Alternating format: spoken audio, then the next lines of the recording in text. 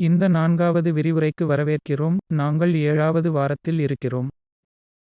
இப்போது தொடங்கி நாம் வேவ்களின் குழுக்களை பார்க்கப் போகிறோம். அதனால்தான் இன்றைய விரிவுரையின் தலைப்பு அலைகளின் டிஸ்பெர்ஷன். எனவே நாங்கள் செய்து கொண்டிருந்ததை ஒப்பிடும்போது இப்போது என்ன வித்தியாசமாக இருக்கிறது என்பதை முதலில் விளக்குவதற்கு சிறிது நேரம் செலவிடுகிறேன். சாதாரண பயன்முறை அதிர்வெண் என்று அழைக்கப்படும் சிங்கிள் ஆசிலேஷன் ஃப்ரீக்வென்சி நாங்கள் இன்னும் பார்த்து கொண்டிருந்தோம். ஆனால் பொதுவாக நிஜ வாழ்க்கையில் அப்படியல்ல. நீங்கள் எதிர்கொள்ளும் வேவ் பெனோமினா உண்மையில் ஒரு நன்கு வரையறுக்கப்பட்ட ஃப்ரீக்குவன்சி உடன் வருவதில்லை. உதாரணமாக சூரியனிலிருந்து வரும் ஒளியானது பல அதிர்வெண்களால் ஆனது என்பதை நாம் காணும் வெள்ளை ஒளி 300 ஆண்டுகளுக்கு முன்பு நியூட்டன் செய்த நன்கு அறியப்பட்ட சோதனையாகும். எனவே நீங்கள் அந்த வகையான ஒரு வெள்ளை ஒளியை எடுத்து அதை ஒரு பிரிசம் வழியாக அனுப்புகிறீர்கள். மறுபுறம் நீங்கள் பார்ப்பது 7 வண்ணங்களாகப் பிரிகிறது. முடிவு என்னவென்றால் வெள்ளை ஒளியானது தோராயமான அர்த்தத்தில் வைக்க குறைந்தபட்சம் 7 வெவ்வேறு அலைவரிசைகளால் ஆனது. நீங்கள் பொதுவாக கேட்கும் ஒலி அலைகள் சிங்கிள் ஃப்ரீக்வென்சி ஆனவை அல்ல. இது பெரும்பாலும் பல அலைவரிசைகளின் கலவையாகும். எனவே கொள்கையளவில் மற்றும் நடைமுறையில் நாம் பல அலைவரிசைகளை கொண்ட அலைவடிவங்களை பார்க்கத் தொடங்க வேண்டும். அதற்கு ஒரு நல்ல உதாரணம் நான் இங்கே வரைந்த மாதிரியான வேவ் பல்ஸ் போன்றது. எனவே ஒரு பல்ஸ் என்பது பொதுவாக ஒரு குறுகிய டைம் ஃப்ரேம் கொண்ட டெல்டா டி போன்ற குறுகிய கால அளவை கூறலாம். அதன் மீது ஆம்ப்ளிடியூட் போதுமான அளவு வலுவாக உள்ளது. ஸ்மால் ரேஞ்ச்க்கு வெளியே டெல்டா டி அதன் ஆம்ப்ளிடியூட் கிட்டத்தட்ட 0 ஆகும். அதனால் கூட இல்லை. இது ஒரு ஸ்பிரிங் வேவ் பல்ஸ் ஐ தொடங்குவது போன்றது. எடுத்துக்காட்டாக பல்ஸ் மட்டுமே பயணிக்க முடியும்.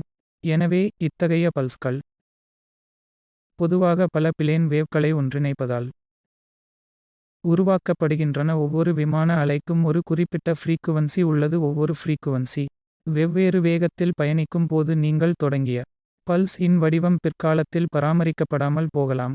ஏனெனில் ஒவ்வொரு காம்போனன்ட் வெவ்வேறு வேகத்தில் செல்ல முயற்சிக்கிறது.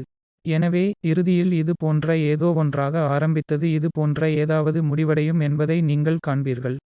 எனவே பொதுவாக இந்த வகையான நடத்தை கூர்மையாக உச்சம் பெற்ற பருப்பு வகைகள் இறுதியாக சந்தேகத்திற்கு இடமளிக்கின்றன. இது பொதுவாக டிஸ்பெர்ஷன் என்று அழைக்கப்படுகிறது. நான் உங்களுக்கு மற்றொரு அனலாஜியை கொடுக்க முடியும். உதாரணமாக நீங்கள் ஒரு மாரத்தான் பந்தயம் இருப்பதாக கற்பனை செய்கிறீர்கள். இப்போதெல்லாம் பல நகர மாரத்தான்கள் உள்ளன. எனவே தொடக்க கட்டத்தில் உங்களிடம் அதிக எண்ணிக்கையிலான ரன்கள் உள்ளன. அதே நேரத்தில் ஆனால் சிறிது நேரத்திற்குப் பிறகு அவை அனைத்தும் ஒரே வேகத்தில் சரியாக இயங்கினால் அவை அனைத்தும் ஒரே நேரத்தில் எண்ட் பாயிண்ட் ஐ எட்டும். எனவே ஒரு குழுவாகத் தொடங்கிய கூட்டம் ஒரு குழுவாக ஒன்றாக நகர்ந்து இறுதியாக ஒரு குழுவாக இறுதி புள்ளியை எட்டும். எனவே கூட்டத்தின் வடிவத்தில் ஒரு விலகல் இருக்காது. மறுபுறம் பொதுவாக என்ன நடக்கிறது? எல்லோரும் வெவ்வேறு வேகத்தில் ஓடுகிறார்கள். மிக வேகமாக இயங்கும் மக்கள் உள்ளனர். வெற்றியாளர்கள் மற்றவர்கள் மெதுவாகவும் அதை முடிக்கவும் நிர்வகிக்கவும் செய்கிறார்கள். எனவே இறுதியாக அத்தகைய சூழ்நிலையில் மிக விரைவில் உண்மையில் இடைவெளிகளைத் தொடங்கிய மாரத்தான் குழு என்பதை நீங்கள் காண்பீர்கள். எனவே சிங்கிள் ஃப்ரீக்வென்சி கொண்ட மோனோக்ரோமட்டிக் வேவ்கள் என்று அழைக்கப்படுவதற்கு அதிக எண்ணிக்கையிலான முடிவுகளைக் கண்டோம். எனவே உங்கள் அலைவடிவம் பல்வேறு வேவ்ஃபார்ம்களால் உருவாக்கப்பட்டால் என்ன நடக்கும் என்பதற்கான முடிவுகளை இப்போது பார்க்கப் போகிறோம். ஒரு எளிய கட்டமைப்பில் அதை புரிந்து கொள்ள 2 அதிர்வெண்கள் கொண்ட ஒரு வேவ்ஃபார்ம் ஐ உருவாக்குவதன் மூலம் ஆரம்பிக்கலாம். அந்த விஷயத்தில் எதிர்பார்ப்பது என்ன என்பதை புரிந்துகொள்வது எளிதாக இருக்கும். பின்னர் அதிக எண்ணிக்கையிலான அதிர்வெண்களுக்கு முடிவை விரிவுபடுத்தலாம்.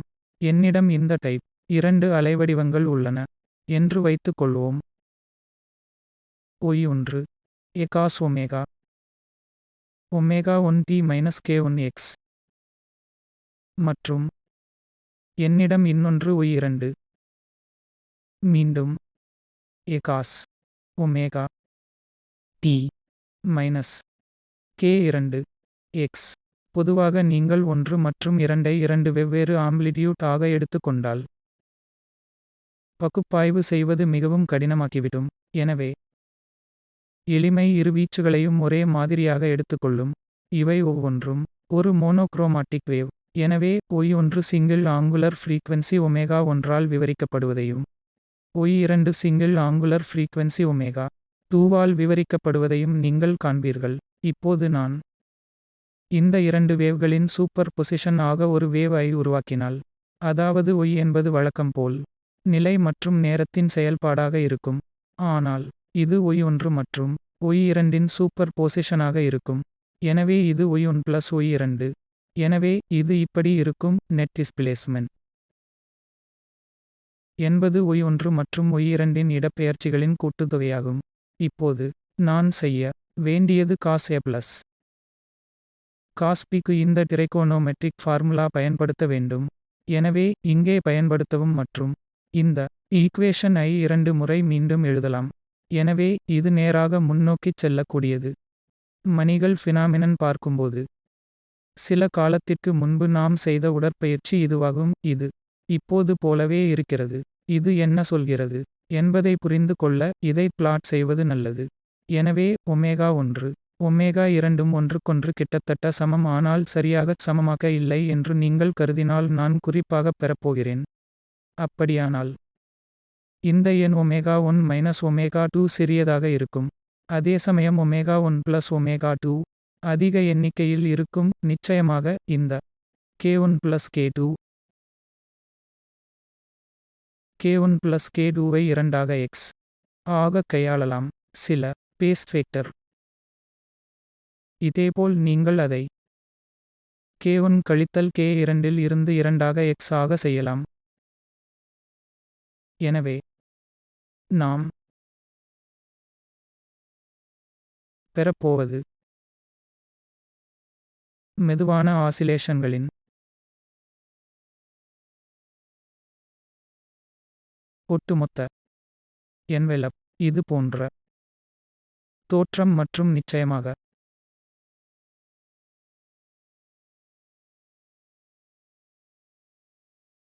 இது போன்ற வேகமான ஆசிலேஷன் இருக்கும். எனவே இங்கே நான் y ஐ x இன் செயல்பாடாக வரைந்துள்ளேன், நிச்சயமாக நிலையானது. எனவே அதை நேரத்தின் செயல்பாடாக எடுத்துக்கொள்வோம். இங்கே சிவப்பு வளைவு ஒமேகா 1 ஒமேகா 2 இல் 2 என்ற ஃப்ரீக்குவன்சி உடன் ஒத்திருக்கிறது. ஒமேகாவும் ஒமேகாவும் கிட்டத்தட்ட 2 பேரும் சமமாக இருக்கிறார்கள். இது மெதுவான மற்றும் வேகமான ஊசலாடும் வேகமான அலைகளை இடமாற்றம் செய்யும் வேகமான ஒன்று ஒமேகா மற்றும் ஒமேகா 2 ஆல் வகுக்கப்படுகிறது. இது போன்ற ஒரு வளைவு இருக்கும்போது இந்த வளைவின் பேஸ் வெலாசிட்டி மெதுவான முறையால் தீர்மானிக்கப்படும் என்று நீங்கள் கூறுவீர்கள். எனவே மெதுவான பேஸ் வெலாசிட்டி ஒமேகா 1 கழித்தல் ஒமேகா 2 k கழித்தல் 1 k2 ஆல் வகுக்கப்படும். எனவே ஒமேகா 1 k ஆல் 1 என்பது திசைவேகத்திற்கு சமம் c மற்றும் ஒமேகா 2 k2 ஆல் c க்கு சமம் என்று நான் கருதினால். எனவே இங்கே நடுத்தரமானது ஒமேகா 1 k1 க்கு ஒமேகா 2 k2 க்கு சமம். இது c க்கு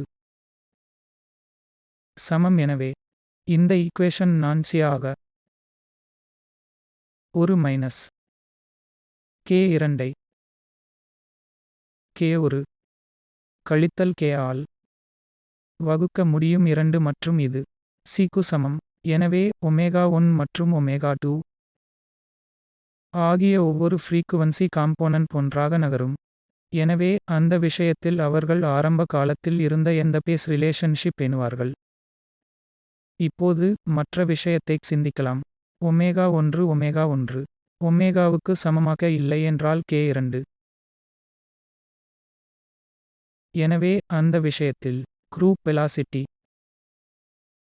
என்று அழைக்கப்படுவதை வரையறுக்கலாம் மற்றும் டெல்டா டபிள்யூ ஆல் நாம் சுட்டிக்காட்டலாம். இது வேவ் எண்களில் வேறுபாடு ஆல் வகுக்கப்பட்ட 2 கோண அதிர்வெண்களுக்கு இடையிலான வித்தியாசத்தை குறிக்கிறது. நான் அதை Vg என்று அழைக்கிறேன். எங்களிடம் இப்போது 3 சாத்தியமான வெல்லஸ் உள்ளன, ஒன்று ஒமேகா 1 மற்ற ஒமேகா 2 அவை தனிப்பட்ட அலைகளின் திசைவேகங்களின் திசை.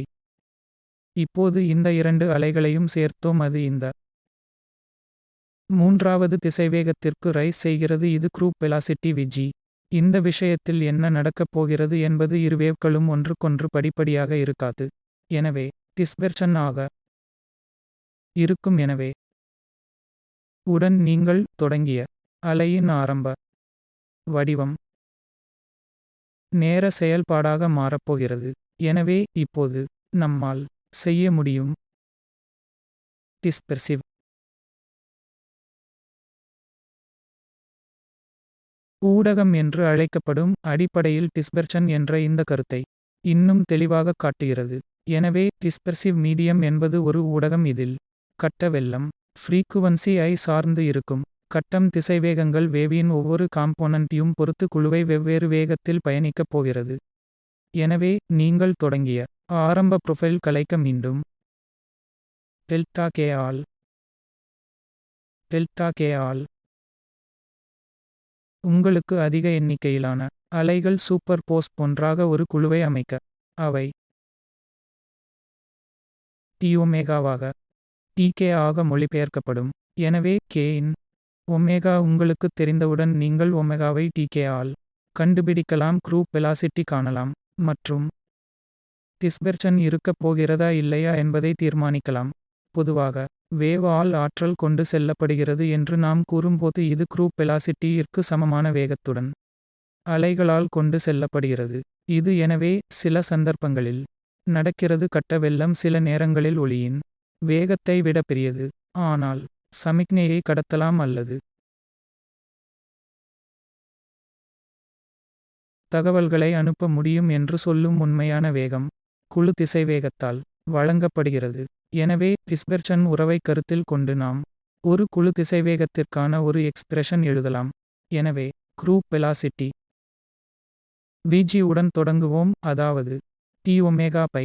இப்போது ஒமேகா பை k என்பது பேஸ் வெலாசிட்டி சமம் என்பதைக் கவனியுங்கள், அதை Vps என்று அழைக்கிறேன்.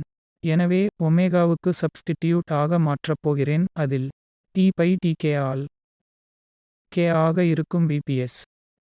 இப்போது இந்த வேறுபாட்டைச் செய்வோம். எனவே இதை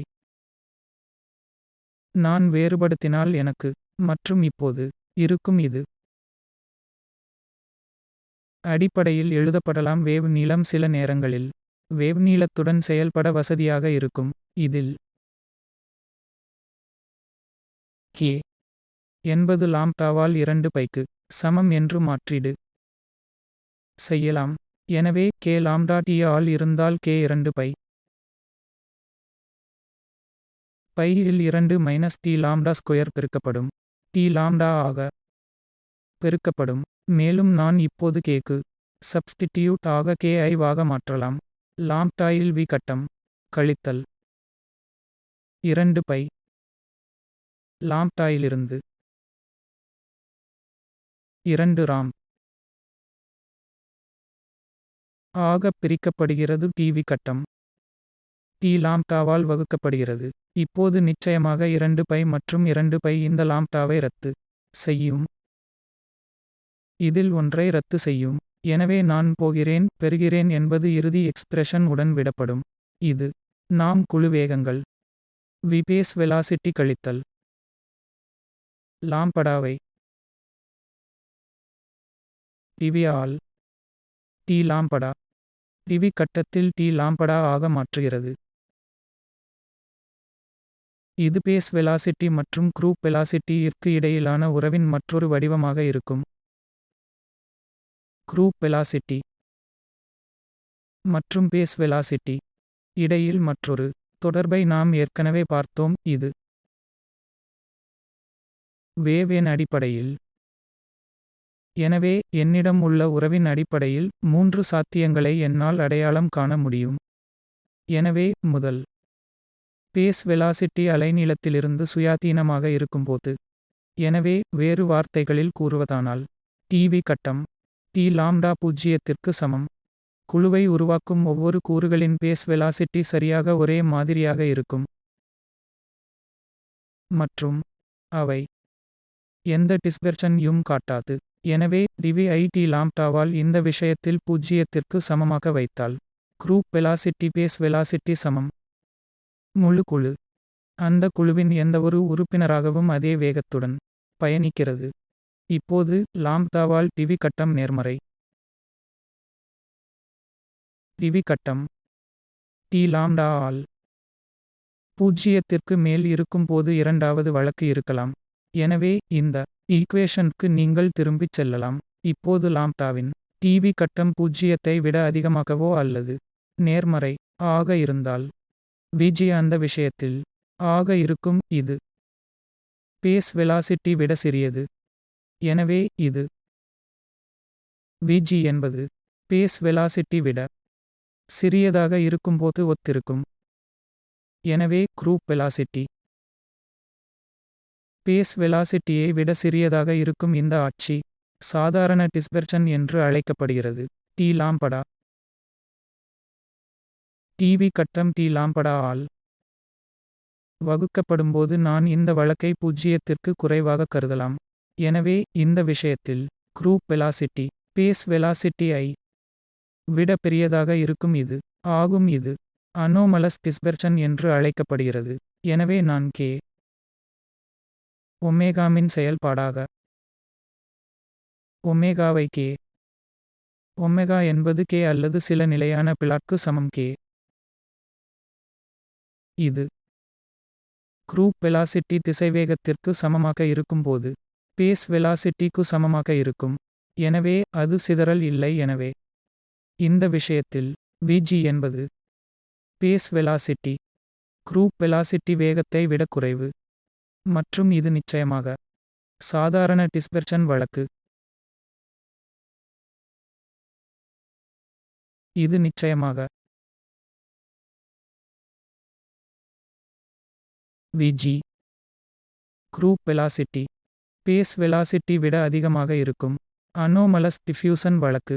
எனவே இது முரண்பாடாக என்று நீங்கள் கற்பனை செய்யலாம். ஏனென்றால் உங்கள் பல்ஸ்களை உருவாக்கும் அலைகளின் குழு வேவ் ஃபார்ம் இவற்றில் ஒவ்வொன்றும் ஒரு பேஸ் வெலாசிட்டி கொண்டுள்ளன. இது குழு வேகத்தை விட சிறியது. இது நிலைமை ஏன் என்று தெரிகிறது. இது முரண்பாடான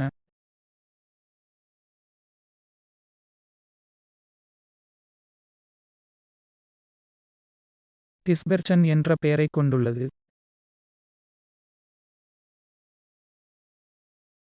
எனவே வேக்கியூம் இல் எலக்ட்ரோமேக்னெட்டிக் ரேடியேஷன் என்ன நடக்கிறது? எனவே இந்த வழக்கில் டிஸ்பெர்ஷன் தொடர்பு k இன் ஒமேகா சி மடங்கு k க்கு சமம். சி என்பது ஒளியின் வேகம் மற்றும் நான் பேஸ் வெலாசிட்டி என்ன என்பதைக் கண்டுபிடிக்க வேண்டும். எனவே பேஸ் வெலாசிட்டி நிச்சயமாக ஒமேகா k மற்றும் ஆல் குரூப் வெலாசிட்டி என்ன. எனவே குரூப் வெலாசிட்டி டி ஒமேகா ஆல் tk இது c க்கு சமம். எனவே வேக்கியூம் இல் எலக்ட்ரோமேக்னெட்டிக் ரேடியேஷன் ஒரு பேஸ் வெலாசிட்டி குரூப் வெலாசிட்டிற்கு சமம். மற்றும் எனவே டிஸ்பெர்ஷன் இல்லை என்பதை நீங்கள் காணலாம். நாம் ஐ பார்ப்போம். எனவே நிலையான வெப்பநிலை மற்றும் அழுத்தத்தில் மற்றும் ஆடிபிள் ரேஞ்சில் உள்ளது. எனவே இங்கே டிஸ்பெர்ஷன் உறவு ஒமேகா k இன் ஒமேகா காமா p க்கு சமம். ரோ முறை k. எனவே p என்பது அழுத்தம், ரோ என்பது வாயு மற்றும் காமா ஆகியவற்றின் அடர்த்தி குறிப்பிட்ட திறன்களின் விகிதமாகும். இப்போது மீண்டும் என்னால் கணக்கிட முடியும். பேஸ் இம் குரூப் வெலாசிட்டி தன்மைகளும் என்ன? பேஸ் வெலாசிட்டி வெறும் காமா p ரோ மற்றும் குரூப் வெலாசிட்டி வேகம் இது tk ஆல் ஒமேகா என்பது காமா p இன் ரூட்க்கு சமமாக இருக்கும். எனவே மீண்டும் நம்மிடம் உள்ளது v phase velocity group velocity நமக்கு சமம். எனவே குரூப் வெலாசிட்டி பேஸ் வெலாசிட்டி இற்கு சமம். மீண்டும் டிஸ்பெர்ஷன் இல்லை.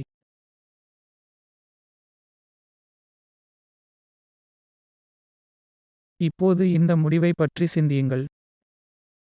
சவுண்ட் வேவ்களில் டிஸ்பெர்ஷன் ஏற்பட்டது என்று வைத்துக்கொள்வோம். எனவே சவுண்ட் வேவ் பயணிக்கும் ஊடகம் வெறுமனே நம்மைச் சுற்றியுள்ள காற்று. இப்போது அலைகளை ஒலிக்க டிஸ்பெர்சிவ் அந்த ஊடகம் என்றால் என்ன நடக்கும்? எனவே நான் பேசும் இது பல வெவ்வேறு ஃப்ரீக்குவன்சி கூறுகளால் ஆனது. வெவ்வேறு நேரங்களில் நீங்கள் ஐ எட்டும். எனவே இது மிகவும் குழப்பமானதாக இருக்கலாம். எனவே மூன்றாவது உதாரணம் தொடர்ச்சியான ஸ்ப்ரிங்கில் டிரான்ஸ்வெர்ஸ் அலைகளை விரிவாக பார்த்தோம்.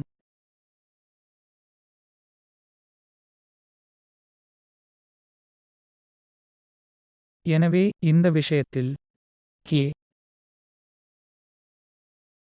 இன் டிஸ்பெர்ஷன் உறவு ஒமேகா t இன் ரூட்க்கு சமம் ரோ டைம்ஸ் k.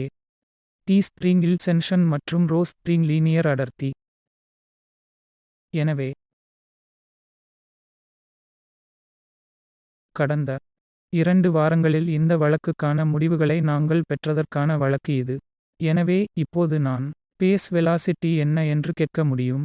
எனவே பேஸ் வெலாசிட்டி என்பது ரோ ஆல் வெறும் மூலமாகும். இது குரூப் வெலாசிட்டி t ஒமேகா ஆல் tk ஆல் இருக்கும். இது ரோ ஆல் ரூட்டுக்கு சமம்.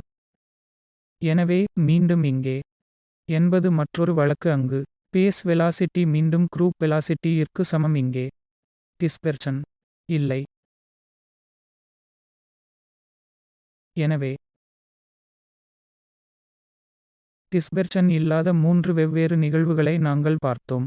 எனவே இப்போது ஒரு வழக்கை பார்ப்போம். உண்மையில் சில டிஸ்பெர்ஷன் உள்ளது.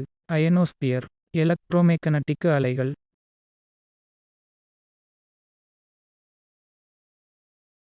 இந்த வழக்கில் டிஸ்பெர்ஷன் உறவு பின்வரும் உறவுகளால் கொடுக்கப்பட்டுள்ளது.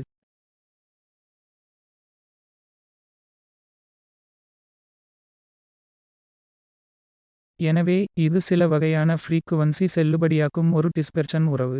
எனவே இப்போது கவலைப்பட வேண்டாம். இந்த டிஸ்பெர்ஷன் உறவின் செல்லுபடியாக்கும் வரம்பு என்ன? சில வரையறுக்கப்பட்ட ரேஞ்சில் இது செல்லுபடியாக்கும். ஒமேகா பிளாஸ்மா ஃப்ரீக்குவன்சி என்று அழைக்கப்படுவது p. இப்போது இதை k ஐ பொறுத்திருந்து அடுத்த 2 ஒமேகாவையும்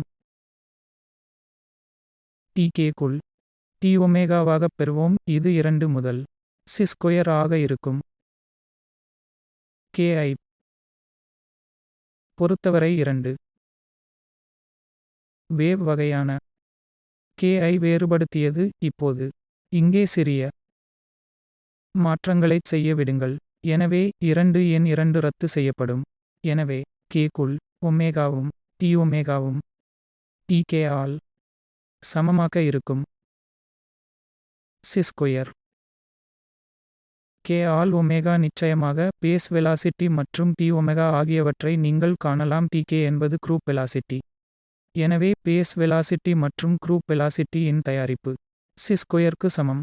எனவே நான் மீண்டும் என் செல்லட்டும்.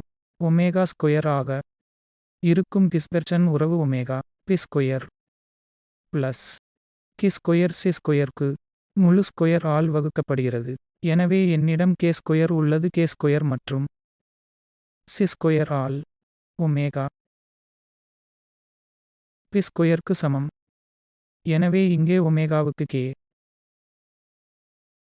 என்ற ஒரு எக்ஸ்பிரஷன் உள்ளது. இது பேஸ் வெலாசிட்டி ஆகும். பேஸ் வெலாசிட்டியின் ஸ்கொயர் ரூட்க்கு சமம் c square plus omega p square k square. எனவே எதுவாக இருந்தாலும் ஒமேகாவின் மதிப்புகளாக இருக்கலாம் p ஸ்கொயர் மற்றும் k ஸ்கொயர். அவை அனைத்தும் நேர்மறையான எண்கள். அந்த எதுவாக இருந்தாலும் இந்த குவாண்டிட்டி பேஸ் வெலாசிட்டி ஒளியின் வேகத்தை விட சி விட அதிகமாக உள்ளது. சரி, அது இருக்கக்கூடாது என்று தோன்றுகிறது. ஆனால் இது சமிக்ஞைகள் அனுப்பப்படும் வேகம் அல்ல. எனவே குரூப் வெலாசிட்டி பார்ப்போம். குரூப் வெலாசிட்டி நிச்சயமாக பேஸ் வெலாசிட்டி ஆல் சி ஸ்கொயர் இருக்கும். எனவே இந்த உறவிலிருந்து நாம் பெறுவது இதுதான். குரூப் வெலாசிட்டி சி ஸ்கொயர் ஒரு பேஸ் வெலாசிட்டி ஆல் எழுதப்படலாம். இது சி ஆல் பெருக்கப்படலாம். இது பேஸ் வெலாசிட்டி ஆல் வகுக்கப்படுகிறது. மேலும் பேஸ் வெலாசிட்டி ஒளியின் வேகத்தை விட பெரியது என்பதை நாங்கள் கண்டோம். எனவே இந்த சொல்லை விட குறைவாக இருக்கும். இதில் குரூப் வெலாசிட்டி மொத்தத்தில் ஒளி சி வேகத்தை விட குறைவாக இருக்கும். எனவே இது அயனோஸ்பியர் இல் எலக்ட்ரோமெக்கனடிக் அலைகளின் ஒரு டிஸ்பெர்ஷன் உறவின் ஒரு எடுத்துக்காட்டு. இதற்காக பேஸ் வெலாசிட்டி ஒளியின் வேகத்தை விட பெரியது, ஆனால் குரூப் வெலாசிட்டி ஒளியின் வேகத்தை விட சிறியது. குரூப் வெலாசிட்டி மட்டுமே அனைத்து சமிக்ஞைகளையும் தகவல்களையும் அனுப்ப முடியும் என்பதால் இது பிசிக்ஸின் வேறு கொள்கைகளையும் மீறாது. இறுதியாக நான் மற்றொரு முன்மாதிரி உங்களை விட்டு விடுகிறேன். எனவே இந்த விஷயத்தில் ஆல் சி ஆல் வழங்கப்பட்ட பேஸ் வெலாசிட்டிக்கு CA ஆல் 2 ஆல் வகுக்கப்படுகிறது. நான் நேரடியாக தருகிறேன். KA 2. சரி, இது ஒரு எளிய உடற்பயிற்சி. நான் அதை செய்ய உங்களை விட்டு விடுகிறேன். குரூப் வெலாசிட்டி சி முறை காஸ் KAக்கு 2க்கு சமமாக இருக்கும்.